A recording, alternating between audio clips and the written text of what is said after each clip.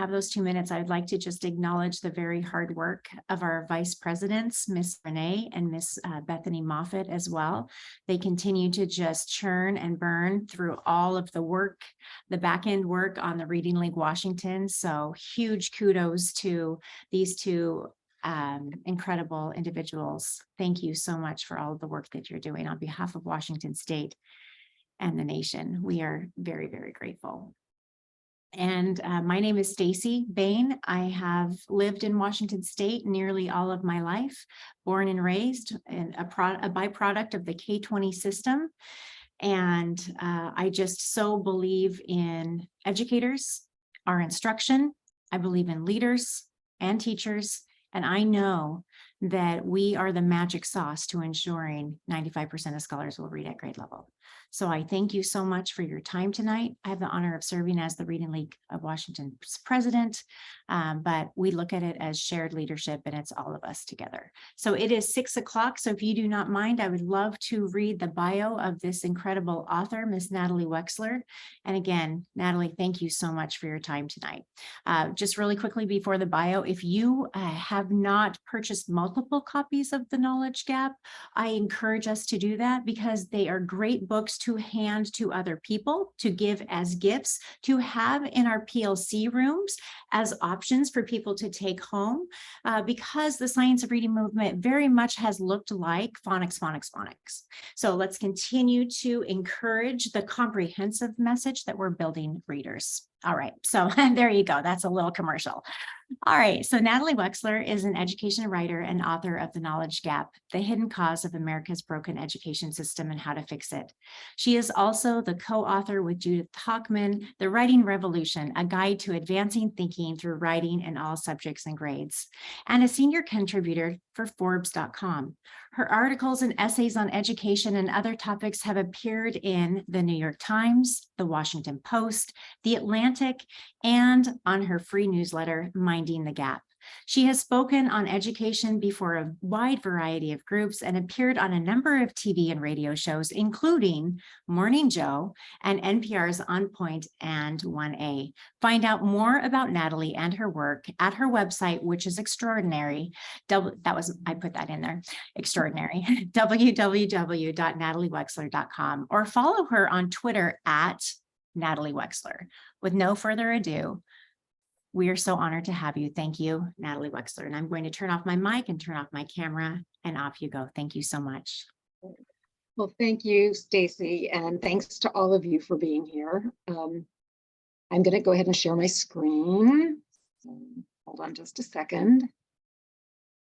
And I know that, whoops, let me go back because that's not, there we go. I know that some of you have read the book, maybe others have not. But whether you've read the book or not, I think you'll find this will be accessible and also provide you with some new information because it's been a while since I wrote the book. So I've had some additional thoughts and things have continued to happen. And so I've continued to sort of tweak my presentation. And one thing that's happened since I wrote the book, since the book came out, is that we've started to hear a lot about the science of reading. I'm sure you all have heard about it. I've been seeing it. There was a Time magazine cover story and numerous articles in the New York Times. And a lot of this coverage, of course, has been sparked by the terrific audio documentaries produced by Emily Hanford over the last 5 years or so, including the most recent one, Sold a Story. And if you, for some reason, have not listened to those, I highly recommend them. But there is one word that keeps coming up in these articles and this coverage, and that's this word phonics. And you might read these articles and think that that's what the science of reading is all about, just phonics. Now, it's not that science of reading advocates don't mention comprehension. The infographics that you've probably seen, they mention it. This one you may be familiar with, The Simple View of Reading, and it's right there, language comprehension. And this one that is often used to define the science of reading, the 5 pillars of early literacy, taken from the National Reading Panel report. It's right there, comprehension. But of course, these infographics don't say much about comprehension. I mean, the reason we have infographics is to simplify things. But when you simplify things, then people can bring their own assumptions into interpreting them. And you might think that what we're currently doing with for language comprehension is in line with what science tells us will work. There's a more fleshed out, more complex infographic, the reading rope or Scarborough's rope that you may be familiar with. And it certainly mentions language comprehension and goes into more detail. But even this one, against the background of assumptions about what goes into language comprehension, might be open to the interpretation that what we're doing now is just fine. Now, it's not that there's anything wrong with these infographics. They were constructed, all of them, over 20 years ago. And basically the idea was to show that there is more to reading than word recognition or decoding. And they do accomplish that. But does all of this mean that the science of reading tells us we just need more phonics, which is sometimes the message that people are getting? But before we go into that question, let's review what the standard approach is to teaching reading comprehension or language comprehension. So the first part of the approach breaks down the comprehension into strategies and skills. And I won't go into the difference between those things, but there are a whole bunch of them. This is just one list I found online. So things like finding the main idea in details, making inferences, etc. And the other part of this approach this part of the approach consists of the teacher modeling whatever the skill is. Usually there's a skill of the week, using a book or a text chosen not for its topic, but for how well it lends itself to demonstrating, comparing and contrasting, or whatever the skill is. And then the other part of this approach has kids practicing the skill at books or texts that have been determined to be at their individual reading level, which could, of course, be well below their grade level, but they will go off and practice the skill on, they'll find a basket of books that corresponds to their individual reading level and practice the skill. And the idea in categorizing these books, again, it doesn't have to do with content or topic. It is things like sentence length and word length. And the theory behind this approach is that if kids diligently practice, finding the main idea or whatever the skill is, that they will be able to, they'll master that skill and they'll be able to apply it to any text, whether it's a passage on an end of the year reading test or a textbook down the road in high school. If you are good at finding the main idea, you'll be able to find the main idea. So let's just quickly test out that theory. I'm just going to show you a paragraph from a newspaper and ask you to find the main idea. And I'm sure you're all expert readers, so it shouldn't be a challenge. So here goes. I'll just give you a minute to read through that.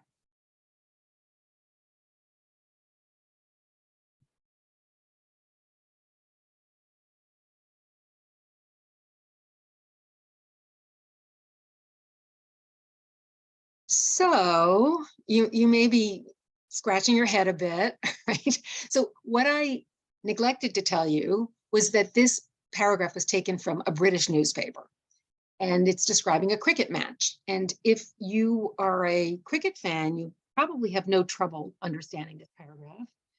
But if, like me, you don't know much about cricket, then you don't know what this is. You don't have a visual image here. You really can't understand this. And it's not because you can't decode the words. It's really not even because you don't understand the individual words. You know what it means to be a judge. You know what leg means. You know what before means. But what does it mean to be a judged leg before? So this is something that cognitive scientists who study reading comprehension have known about for quite a while. So back in the late 1980s, a couple of researchers did a study to find out what is the most important factor in comprehension. Is it general skill, or is it how much you know about the topic? And this study, which you may have heard of, has come to be known as the baseball study. They chose the topic of baseball because they figured there were a lot of kids out there, and they were doing this with 7th and 8th graders who aren't great all around readers, but do know a lot about baseball. So what they did was they divided these kids into 4 groups, depending on how well they had scored on a standardized reading comprehension test and how much they knew about baseball. And then they gave them all a passage to read describing a baseball game and tested their comprehension of that passage. And here's what they found. Basically, what made the difference was how much kids knew about baseball. These are the supposedly poor readers, according to the test, who were baseball experts. That's how well they did. And this blue bar, significantly shorter, those are the supposedly good readers, according to the test, who did not know much about baseball. And this is not just one study. The same results have been found in numerous other studies in different contexts. Knowledge of the topic generally is going to trump general reading skill.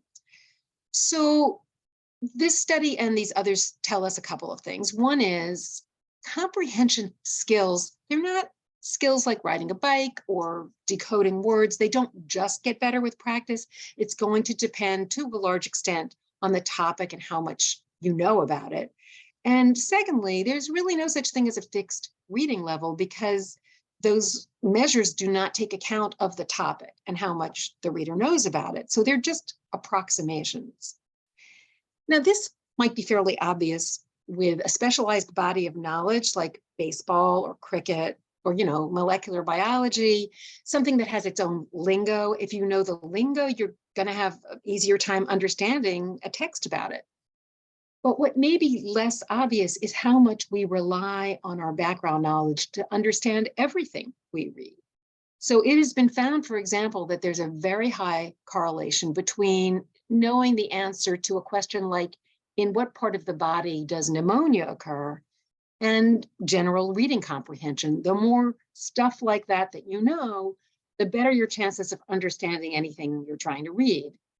And that suggests that if we want to boost kids' reading comprehension, we shouldn't just have them practicing these skills in the abstract, but we should be enabling them to acquire as much academic knowledge and vocabulary as possible. But comprehension is even more complicated than that. It's not just about knowledge of topic, general academic knowledge and vocabulary. It's also about syntax. Because the syntax of written language is really always more complex than the syntax of spoken language. We use more complex sentence structure in writing.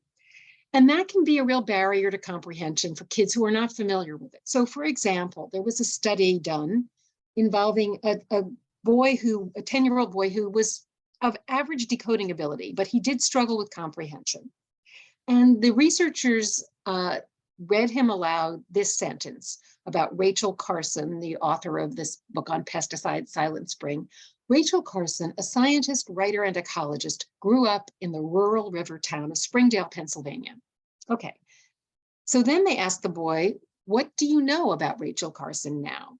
And he replied, they grew up together in the same place. Now, how did he get that answer? Well, he looked at these 3 words and he thought they were referring to 3 different people. And according to the researchers, this is not at all uncommon. Kids often, they look at the nouns that are closest to a verb and they think those are the subjects. Those are the words that go with the verb. And of course, in written language, there can be a lot of words separating the subject and the verb. So this can be another huge barrier to comprehension. And just to illustrate what this looks like in real life, I'm going to show you another paragraph from a newspaper, not about cricket this time. This is from the New York Times. It's from an op-ed, and it is actually from a few years ago. So the president it refers to is not the current president. But this time I'd like you, as you read through this paragraph, to think about what knowledge you're using, what layers of knowledge you're drawing on to understand the paragraph. So here goes.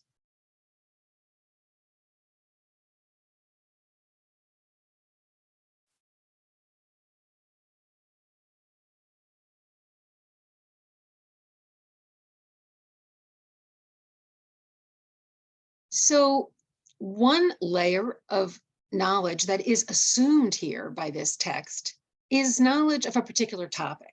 And that topic is the American legal system.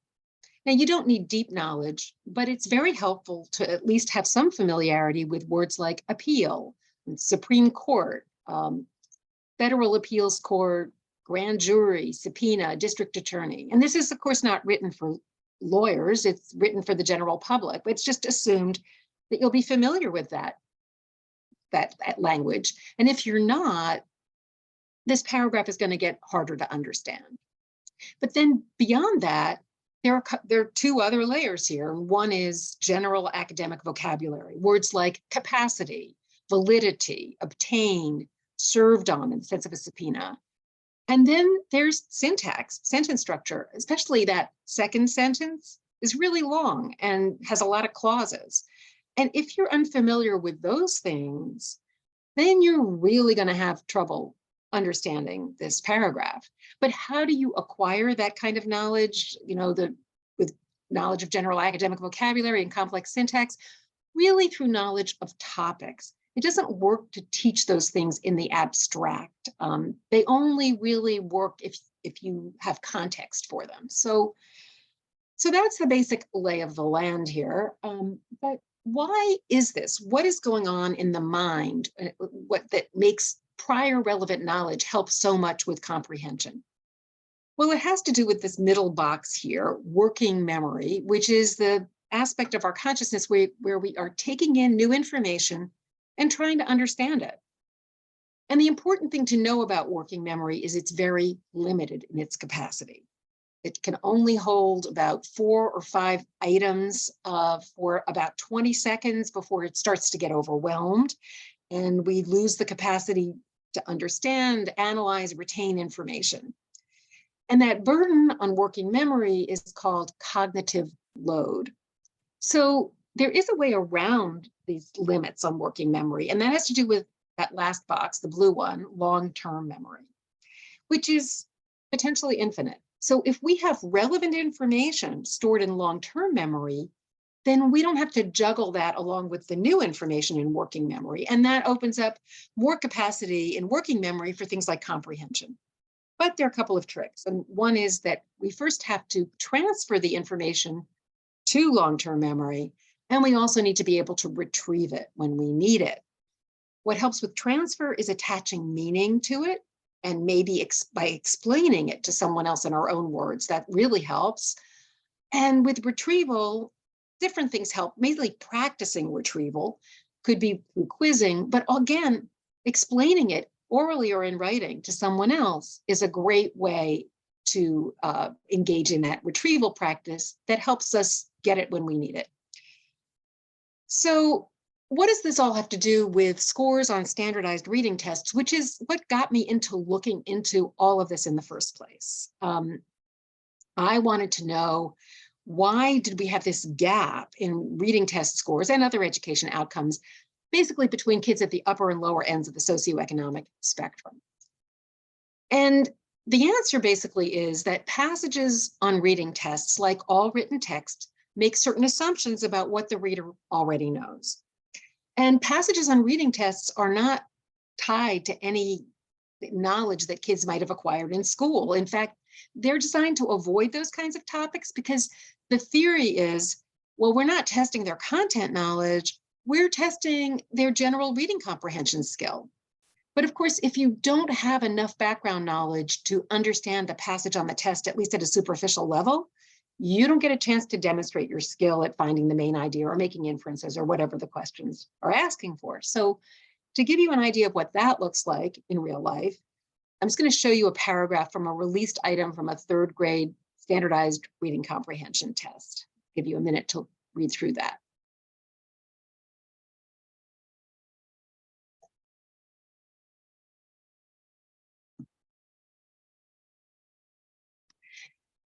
So to us as educated adults, this paragraph looks pretty straightforward.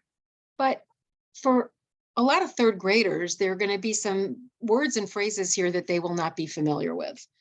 And for those 3rd graders, the paragraph is going to look like this. Now, some 3rd graders will have knowledge of those words and phrases, and they tend to be the 3rd graders who've been able to pick up that knowledge outside of school. probably because they have more highly educated parents with more resources. Maybe they've been read books about the Inuit. Maybe they've gone to museums. Maybe they've even been to Alaska. But the other kids, unless they happen to live in Alaska, are going to rely on school for this kind of information. And unfortunately, those kids in our current system are the least likely to get it there. So why is that? Well, that has to do with the way the elementary curriculum is shaped. So a quick quiz, how much time do elementary students spend each day on average on the following subjects? ELA, math, science, social studies, the arts. Well, we do have an answer. This federal government collected a bunch of data on this, kids in elementary school. And the answer is it's about 2 hours a day, 120 minutes on ELA, and only about 30 minutes a day on science and social studies. And I'd say, from talking to teachers being in schools, I'd say that's kind of an optimistic estimate for how much time is spent every day on science and social studies. What tends to happen, especially in schools where test scores are low, which are the schools serving these kids from less educated families, the theory is, well, we want to get those reading and math test scores up. And so what we need to do is spend more time on reading and math.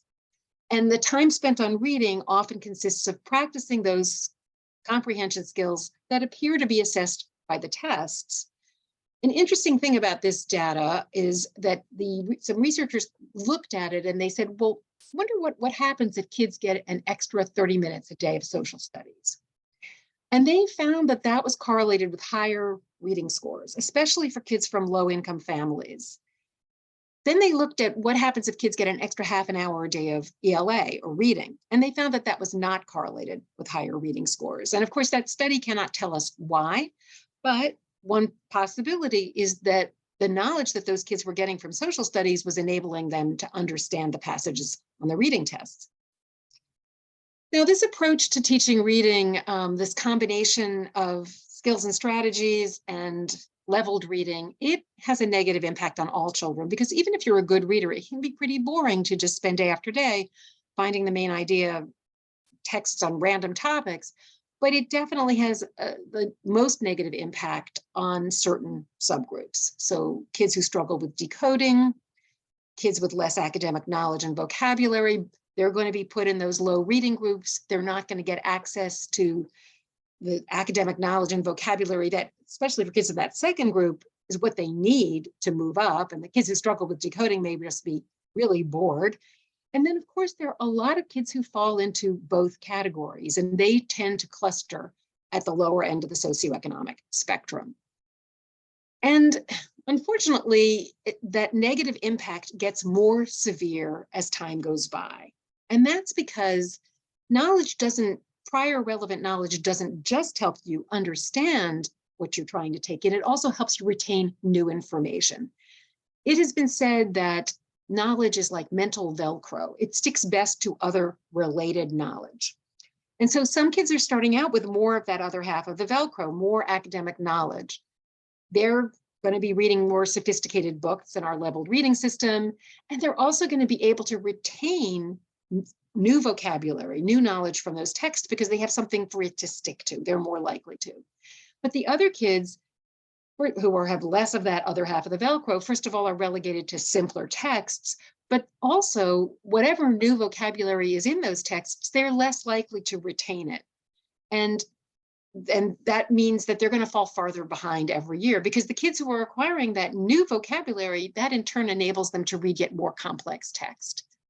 And so what this leads to is something that's been called the Matthew effect in reading, which is a reference to the Gospel St. Matthew and the part that says, the rich get richer and the poor get poorer.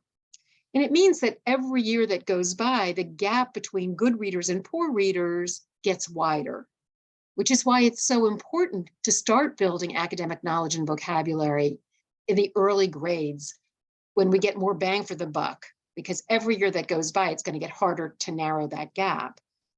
One problem, though, is that it can look like the skills and strategies approach is working at lower grade levels. It can look like kids are getting better at finding the main idea, but that's largely because the books we're asking them to read don't assume a whole lot of academic knowledge and vocabulary.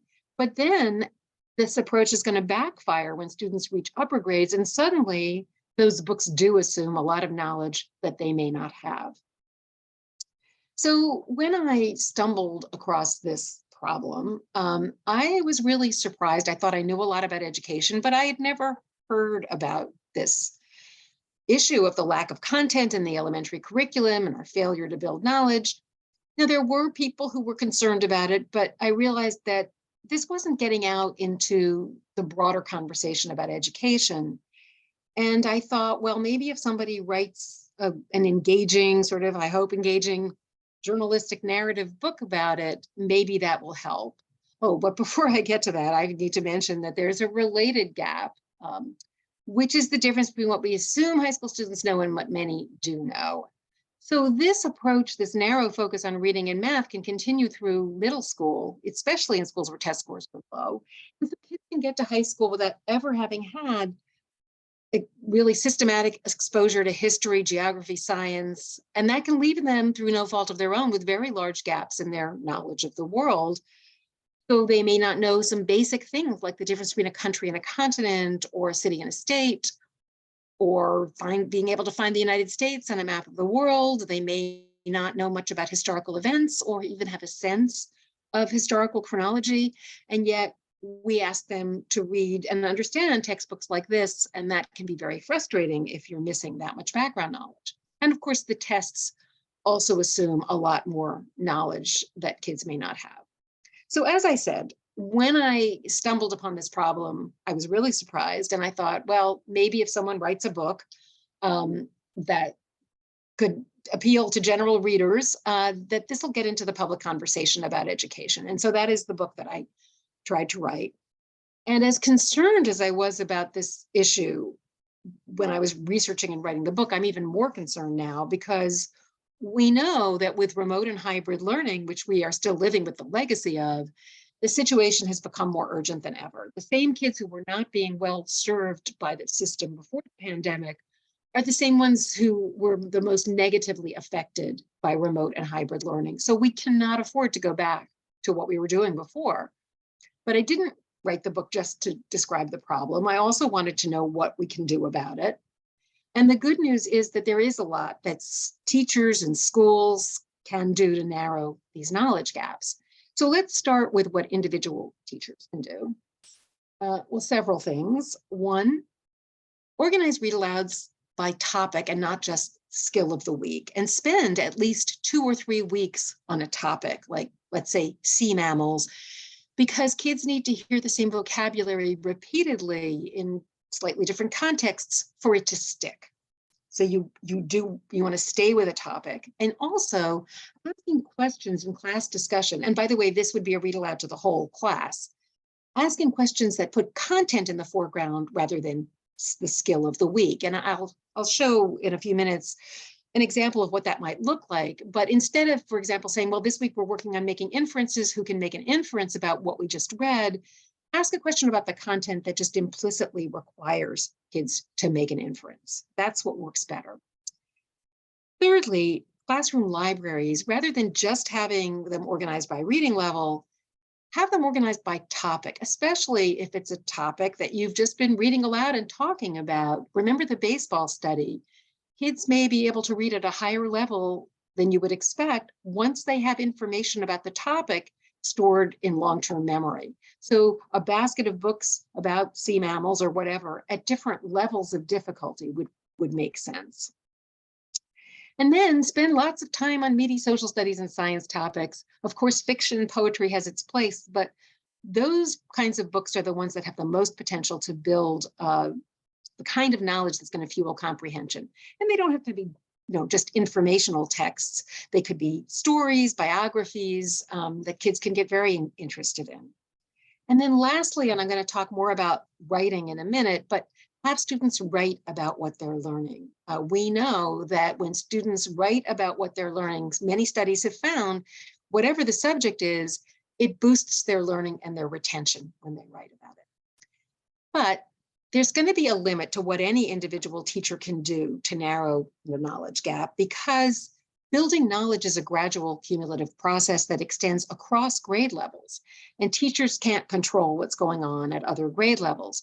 So to really make progress, someone at a higher level needs to step in.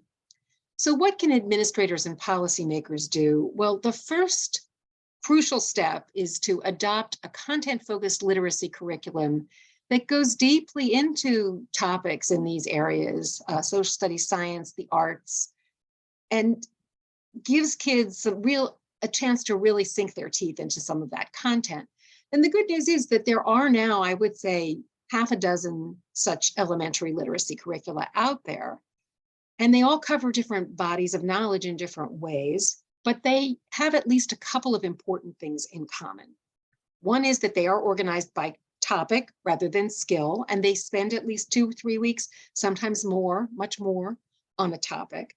And the other is that they give all students in the classroom access in some way to complex grade level or above text, which is really crucial because, for one thing, as I mentioned, the language of written text is more complex than spoken language. So if kids are going to understand it on their own, they need to get familiar with that complex syntax and vocabulary. But one of the things that all of these curricula will do is to boost student learning by modulating cognitive load, that burden on working memory that I was talking about. So how do they do that? Well, the first thing to know is that literacy means more than reading, of course, and it even means more than reading and writing. There are 4 components, basically: listening, speaking, reading, and writing. And listening and speaking are different from reading and writing in a crucial way. We don't have to teach kids to do those things. We have evolved as human beings to do those things. And that means that in themselves, they don't impose any cognitive load, which opens up capacity in working memory for the new content, whatever information they're trying to take in. So before students are fluent readers, listening and speaking, that's going to be the way, the best way to build academic knowledge and vocabulary. Listening to complex text being read aloud and then talking about it. Remember, that's a great way to transfer new information to long-term memory, to put it in your own words, explain it. And then once kids have in long-term memory some knowledge and vocabulary relating to the topic, that can enable them to read and write about that topic at a higher level, because they're not having to juggle new information along with the heavy cognitive demands of reading and especially writing. Now, this is only going to work if they're reading and writing about the same topics they've been listening to and talking about, right? And that, unfortunately, in the standard approach to literacy, that's not what we do. We might have them listening to a text about sea mammals, but then trying to read a text about the solar system, and then maybe writing about some topic in a separate writing curriculum, reptiles or something, which they may know very little about. And that's only making these already difficult tasks of reading and writing even harder than they need to be. So the bottom line here is an effective curriculum will do at least 3 things. First of all, focus on content, spend at least 2 or 3 weeks on a single topic. Secondly, give all students access to the same complex text, and that may well be through read alouds and discussion. And lastly, engage students in listening, speaking, and writing about the same content. So another way of looking at this is that literacy is going to develop initially along 2 separate paths that are going to converge. On the one hand, kids are acquiring foundational skills through systematic instruction and practice, maybe with decodable texts. And on the other, that's not going to be the way they're building knowledge. The other path is the way they're building knowledge through read alouds and discussion. And eventually, when their decoding and their foundational skills catch up to where their background knowledge is, that's going to enable them to read and write at a higher level. So if you're interested in learning more about any of this, I highly recommend the website of the Knowledge Matters campaign, which has a wealth of information about the different curricula that build knowledge, about building knowledge in general, and interviews with teachers who've switched to a knowledge building curriculum. So I recommend checking that out. But for the moment, let's revisit those infographics and think about whether there are possible, now that we know what goes into comprehension, are there possible misinterpretations here. So what about the simple view of reading? Well, this says ability to understand spoken language. So we now know that reading comprehension actually requires more than that, because written language is more complex than spoken language. So it's not just the ability to understand a conversation. It's going to be the ability to understand that more complex syntax and vocabulary of written language. And then this 5 pillars one. So one big possible misinterpretation here is it looks like comprehension is on the same plane with phonemic awareness and phonics and should be taught in the same way as a skill. And of course, that's not going to work very well. And secondly, neither this infographic nor the 500-page report on which it's based mentions the roles of background knowledge and familiarity with complex syntax. It makes it look as though all you need to do is teach comprehension strategies. And that's because the National Reading Panel, they were not asking, gee, what are all the things we need to do to enable kids to understand what they read? They addressed a much narrower question, which was, is there evidence that teaching comprehension strategies works? And they found there was evidence, but that doesn't mean that's all you need to do. And then lastly, the reading rope. So this one definitely goes into more detail, but even so, in the current context, there still are possible misinterpretations. So it does mention background knowledge, but teachers know background knowledge is important. And in fact, one strategy is activating background knowledge, but that won't work if the kids don't have relevant background knowledge to activate. Teachers may realize that, oh, there's some words in this text that my kids are not going to understand. And so they may supply the background knowledge by defining those words. And that might get kids through that particular text, but without repetition, those words are unlikely to stick. So that's not really building background knowledge. And then we do have this mention of vocabulary, but it's mentioned separately from background knowledge. And that could give the idea that we maybe deal with these things separately, and they're not really separate. Vocabulary words are just the tip of an iceberg of knowledge, and you can't grow vocabulary without also developing knowledge.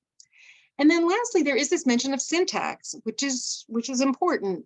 But what's not mentioned here, and what I'm going to talk about in a moment, is that actually the best way to teach syntax is through writing instruction. And in fact, none of these infographics mention writing, even though it's really closely connected to reading comprehension, nor do they mention listening and speaking. So before I talk about writing a bit, I'd like to tell you about 2 classrooms I followed through the school year when I was doing the research for the knowledge gap. And the idea was to follow one classroom that was using the skills-focused approach to comprehension and another that was using one of the recently developed curricula that build knowledge. And these classrooms were not identical, but they were pretty similar. They were all of the kids in both classrooms were from low-income families.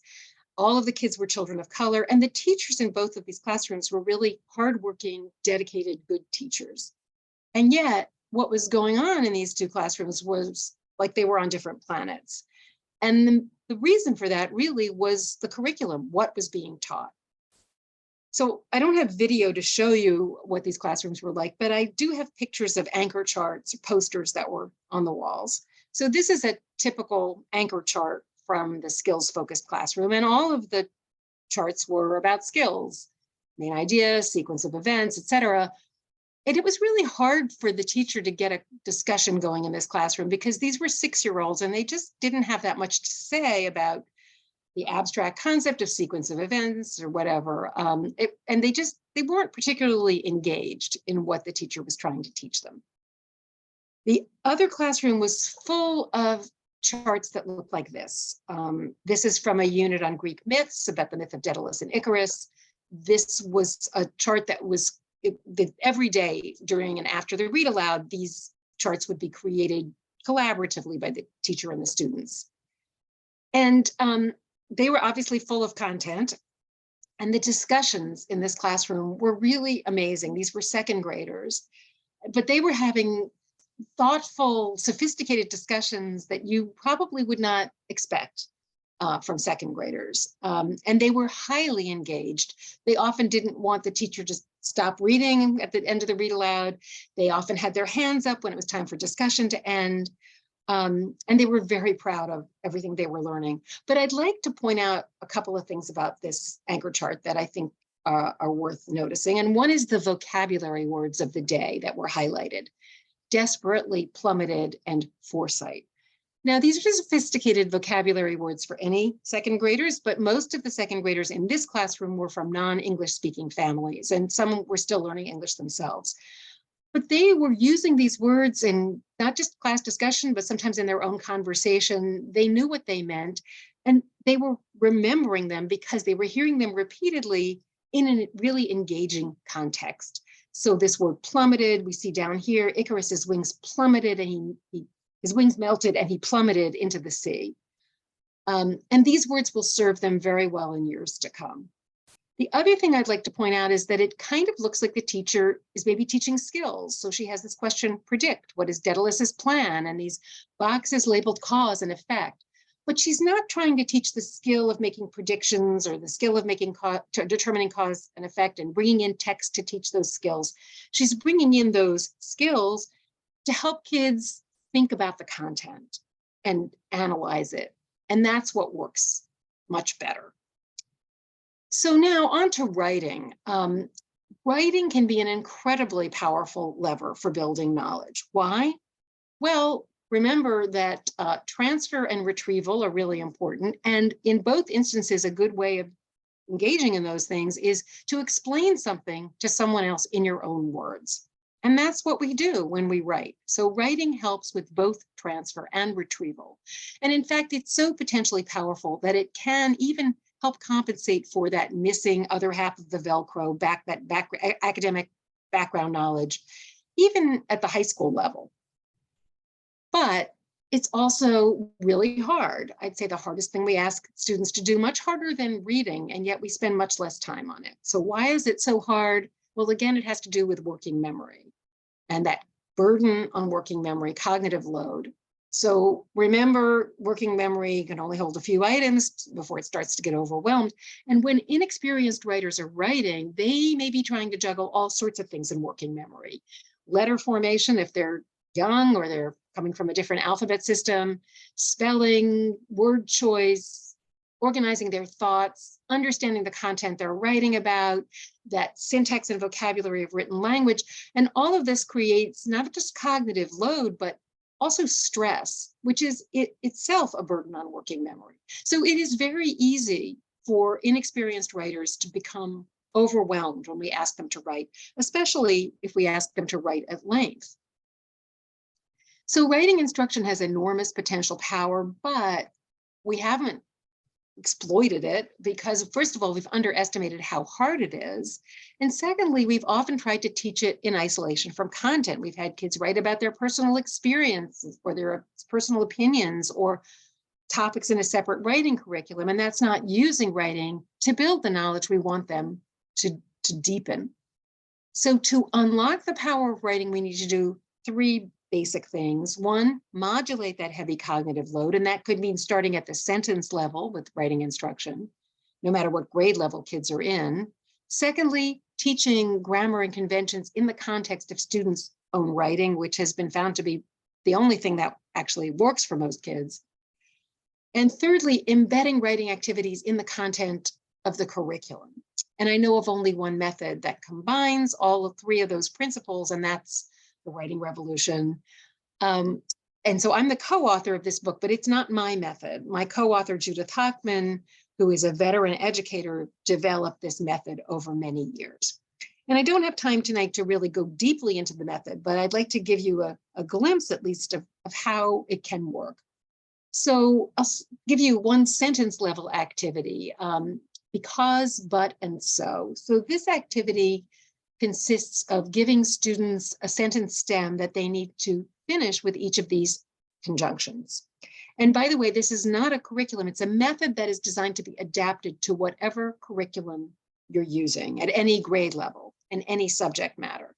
So I'm going to show you an example adapted to material about ancient India and the Indus River Valley, which is actually comes from the second grade curriculum in the knowledge building curriculum that I happen to follow, which is called Core Knowledge Language Arts.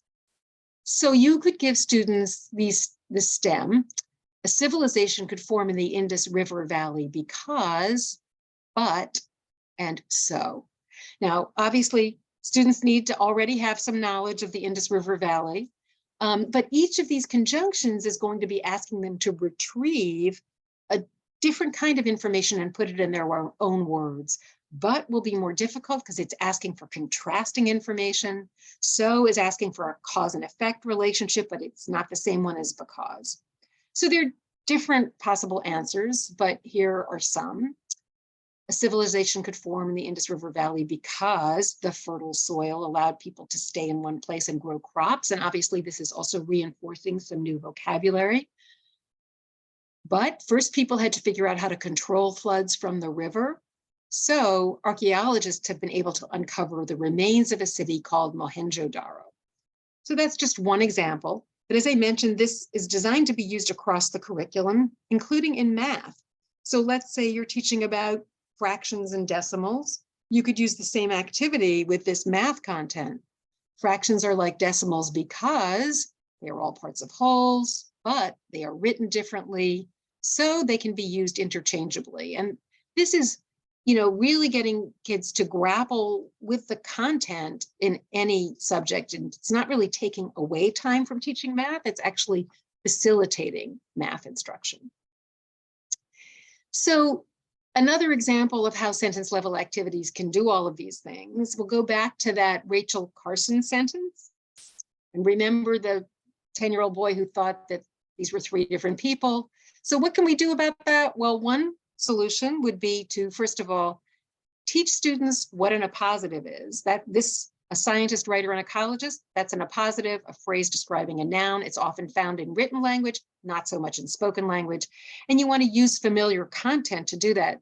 Remember, cognitive load, don't want students to have to be juggling a new concept about syntax at the same time that they're juggling new content.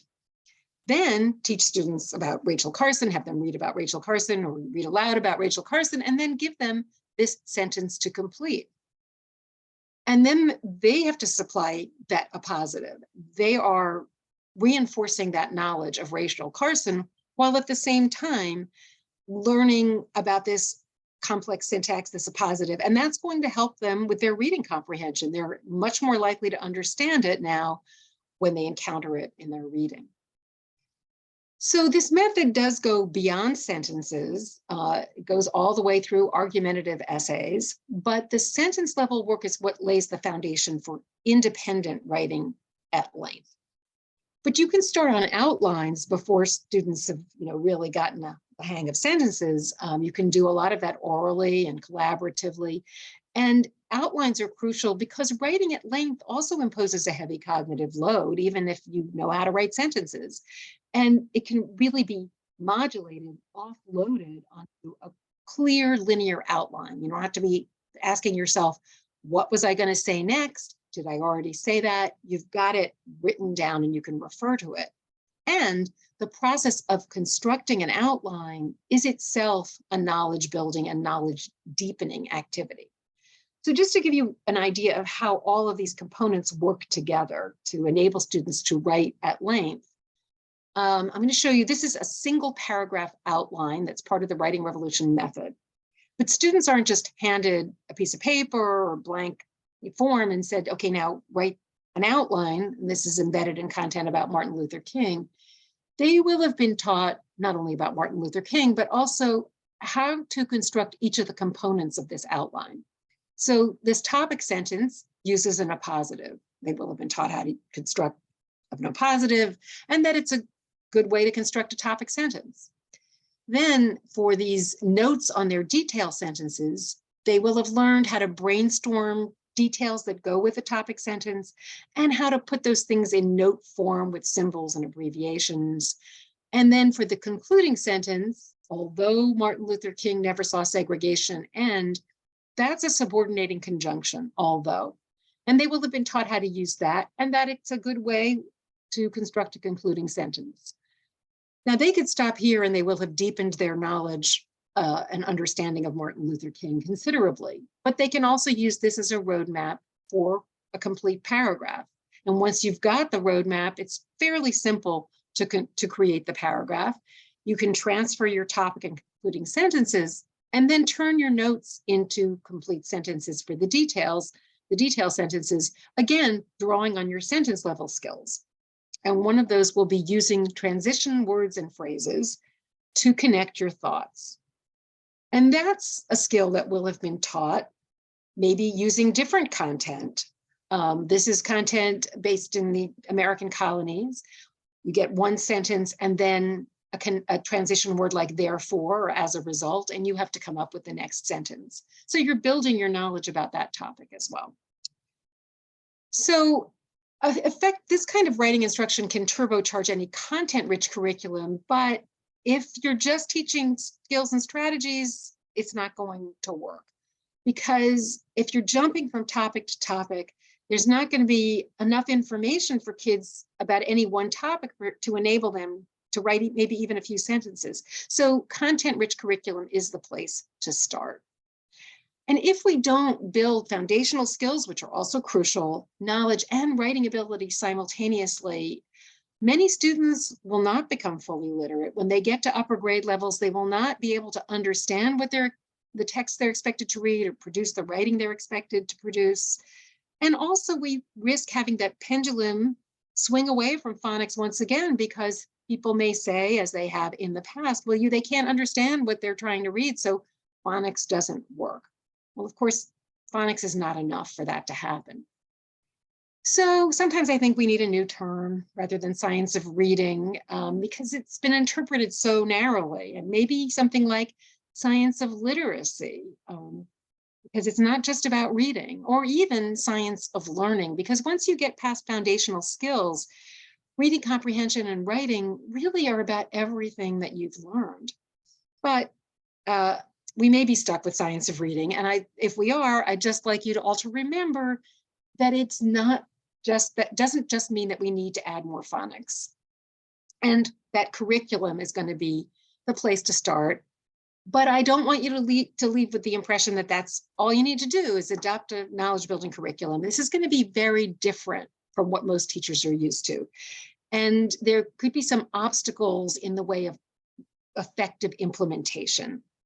So what are some of those obstacles? Well, one possible obstacle is those standardized tests, because they're not tied to any body of knowledge, and that means they may not reflect the knowledge the curriculum is building. It may take years before you see results in standardized tests. But eventually, if you continue, kids will acquire the critical mass of general academic vocabulary that should enable them to understand any grade level passage they encounter. Beyond that, there may be some other obstacles, and I divided them into 3 categories. And one is intellectual obstacles, obstacles of the head. Basically, because everything I've been talking about is probably unfamiliar to most teachers. They may have heard the opposite. It's not important to focus on factual information, knowledge, more important to focus on skills. And so it's natural for human beings to be skeptical of something that contradicts everything they've ever heard. Then secondly, there could be emotional obstacles, obstacles of the heart, because if you've been teaching in a certain way for years, in the belief that you're helping kids, and someone comes along and says, actually, you may have been holding them back, that's a very hard message to take in. And all of us as human beings, we want to avoid that pain, those feelings of guilt, even though this is not any individual's fault. And so we erect barriers to taking that in.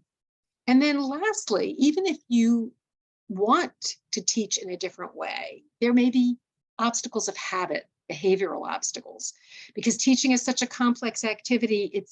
Even if you want to do something different, it's easy in the moment to just fall into longstanding habits. And none of these obstacles are insurmountable, but it probably for most teachers will take some support. And teachers are going to need at least, I would say, 3 things. One is the why. Why do we need to change? What's wrong with what we're doing? Change is hard. And if teachers don't understand why it's necessary, they may not embrace it. Secondly, the what, a curriculum that provides the materials that you need, and so that teachers aren't trying to reinvent or invent the wheel all the time. But even that's not enough, because also teachers may need the how to adapt those materials to your particular students, how to deliver them effectively. And that could take the form of coaching, of teachers collaborating and discussing what they're doing. So, as I mentioned, none of those obstacles are insurmountable. Teachers are overcoming them as we speak. And I've talked to many teachers, heard many anecdotes that really illustrate what knowledge building curriculum can do. And one of the things it can do is to change expectations, which we know are important. And so I'd like to just close with a story I heard when I was researching the book about a teacher I was out in Reno, Nevada, and there was a second grade teacher whose school had recently adopted this knowledge building curriculum. Again, it was CKLA, Core Knowledge Language Arts, because that was the only one that was around at the time. And she was giving one of her second graders a test to determine his individual reading level. And this was a little boy who struggled like crazy with reading. And the teacher noticed that in the testing kit, there was a text on the topic of westward expansion. But the text was at a fourth grade reading level, and this was a struggling second grade reader. But just out of curiosity, the teacher handed the text to the boy to see what he could do. And to her surprise, he read it with 98% accuracy and 100% comprehension, which meant it was too easy for him under the leveled reading formula. And I think that experience changed the teacher's idea of who that little boy was and what he was capable of doing. And it probably changed the little boy's idea of who he was as well. And that's one reason I feel so much urgency about this, because we are making untold numbers of children feel like they're failures, when in fact it's the system that has failed them. So just to end with a quick summary, and then I think we have a few minutes and I'd be happy to answer questions if there are any. So we need to change more than just our approach to decoding instruction. I won't go through all of this. I'll let you read through it. And if you don't get a chance to ask a question today, you can always contact me through my website or follow me on Twitter at Nat Wexler. And I do have a free newsletter, Minding the Gap, on Substack. And thank you very much, and I will stop there.